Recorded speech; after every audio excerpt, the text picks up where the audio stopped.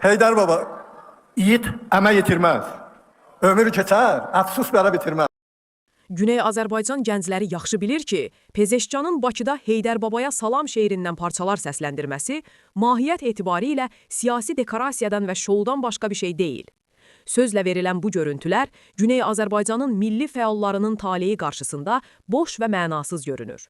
O da, təmsil etdiyi sistem də bu insanların azadlığı üçün real və nəticə doğuran addımlar atmaq niyyətində deyil. Bu gün onlarla Güney Azərbaycanlı fəal səssizlik pərdəsi arxasında təzyiqlərə və işgəncələrə məruz qalır. Evin zindanında saxlanılan siyasi məhbuslar artıq həbs həyatının 25-ci ayını yaşayırlar. Onların günahı ana dilində təhsil tələb etmək, öz dilində danışmaq, yazmaq və milli kimliyini qorumaqdır. Bir xalqın varlığını ifadə etməsi cinayət sayıla bilməz. Azərbaycan xalqı Güneydə bilir ki, Pezeşkan projesi məhz günü-gündən güclənən Güney Azərbaycan milli azadlıq hərəkatına vurulmaq istənilən tormoz mahiyyəti daşıyır. İran uzun illərdir din məsələsindən məharətlə istifadə edən bir dövlətdir. Eyni zamanda millətlərin milli duyğularını yönləndirmək sahəsində də ciddi təcrübəyə sahibdir.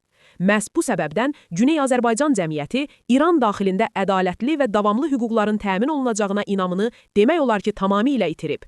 Çünki problem təkcə ayrı-ayrı şəxslər, hər hansı rejim və ya sistem daxilində olan manqurdulaşmış türklər deyil.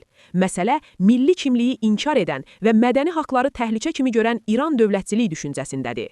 Bu düşüncə dəyişmədikcə, zülmün forması dəyişsə də mahiyyəti dəyişmir. Məhz bu səbəbdən Güney Azərbaycan xalqı öz siyasi iradəsini ortaya qoyub, birdəfəlik İran zindanından canını qurtarmalıdır.